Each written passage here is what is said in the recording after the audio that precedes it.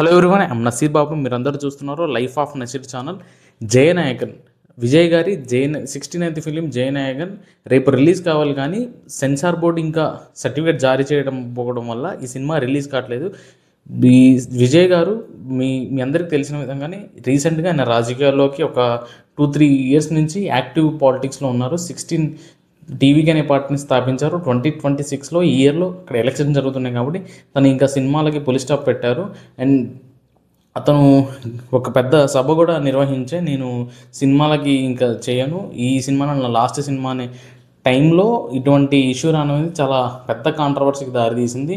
ఆ మూవీలో ఉన్న డైలాగ్స్ కూడా కొంచెం రాజకీయాల హీట్గా మారింది. అసలు అక్కడ జరిగిన సిచ్యువేషన్ ఏంటి మొత్తం మనం ఈ వీడియోలో డిస్కస్ చేద్దాం. మీరు కంపల్సరీ నా ఛానల్ని సబ్స్క్రైబ్ చేయండి. ఇలాంటి ఇన్ఫర్మేటివ్ కంటెంట్ కోసం నా ఛానల్ని సబ్స్క్రైబ్ చేయండి. సబ్స్క్రైబ్ చేశారా?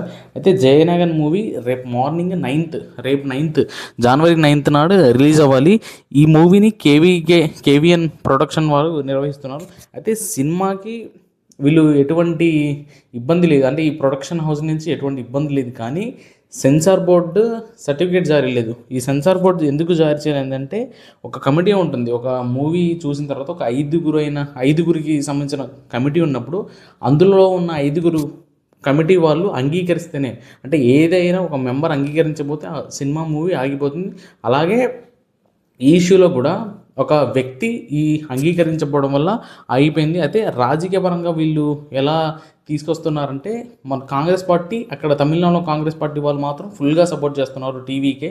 ఎందుకంటే టీవీకే కాంగ్రెస్ సెక్యులరిజంని పాటిస్తే కానీ వీళ్ళకి నోచుకుంటుంది. మీ అందరికీ తెలిసిన విధంగానే డిఎంకే అండ్ కాంగ్రెస్ అలయన్సెస్లో ఉన్నాయి మన సెంట్రల్లో చూసుకున్నట్టయితే.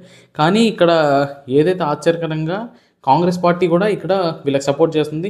ఏదైతే కాంగ్రెస్ పార్టీ నాయకులు లీడర్స్ ఏమంటున్నారంటే, బీజేపీ అధికారుల మీద ఒత్తిడి తేవడం మాత్రమే, అంటే అధికారుల మీద ఒత్తిడి తీసుకొస్తున్నారు, అందుకే ఈ మూవీని రిలీజ్ చేయకుండా వదులుతున్నారని వాళ్ళు అంటున్నారు. అయితే సినిమా విడుదలకు కావాల్సిన సెన్సార్ బోర్డు సర్టిఫికేట్స్ ఉంటాయి కదా, యూబైఏ. మనం మూవీ స్టార్టింగ్లో యూబైఏ అనే ఒక సర్టిఫికేట్ చూస్తాం, అది సినిమా సెన్సార్ యొక్క సర్టిఫికేట్.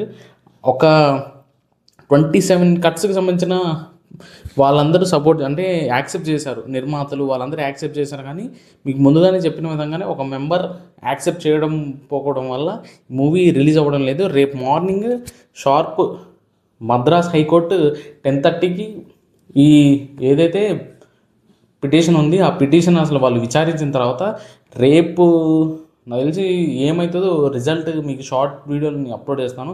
ఆ రిజల్ట్ ఏమవుతుందో తెలియదు, అంటే అక్కడ తీర్పు ఏమొచ్చిందో మనకు తెలియదు. కానీ రేపు తీర్పు వీళ్ళకి సినిమా యూనిట్ వాళ్ళకి అంటే ఆమోదయోగ్యం వస్తే మాత్రం ఈ cinema maybe 11th or 12th రోజు రిలీజ్ అవ్వచ్చు. అంటే కంపల్సరీ సినిమాలు చూడండి. ఈ సినిమాలు ఏదైతే చూడాలి అని ఇక్కడ యాక్సెప్ట్ చేయండి. అంటే సినిమా అనేది నిత్యవసరంగా మన యూనిటీలోకి మనకు వచ్చింది కాబట్టి దీని మీద ఉన్న కాంట్రవర్సీ కోసం మీకు అసలు ఏంటి అక్కడ జరుగుతున్న ఇష్యూ ఏంటి అనేది మీకు ఎక్స్ప్లెయిన్ చేయడం కోసం మాత్రమే ఈ వీడియో చేయడం జరిగింది. అందరికీ ఈ వీడియో నచ్చింది అనుకుంటున్నాను. కంపల్సరీ నా ఛానల్ సబ్స్క్రైబ్ చేయండి. మన దేశంలో మన తెలుగు రాష్ట్రాల్లో, ఆంధ్ర, తెలంగాణలో జరిగే ఏదైతే ట్రెండింగ్ ఇష్యూస్ గురించి మీకు చిక్కుముళ్ళు లేకుండా, కన్ఫ్యూజన్ లేకుండా కేవలం 10 నుంచి 5 నిమిషాల లోపు మీరు ఈ ఇన్ఫర్మేషన్ని గ్యాదర్ చేయొచ్చు, ఒక నాలెడ్జ్ పిల్లకు కన్జ్యూమ్ చేయొచ్చు. కంపల్సరీ నా ఛానల్ సబ్స్క్రైబ్ చేయండి. రేపటి వీడియో మళ్ళీ కలుద్దాం. Bye, see you tomorrow.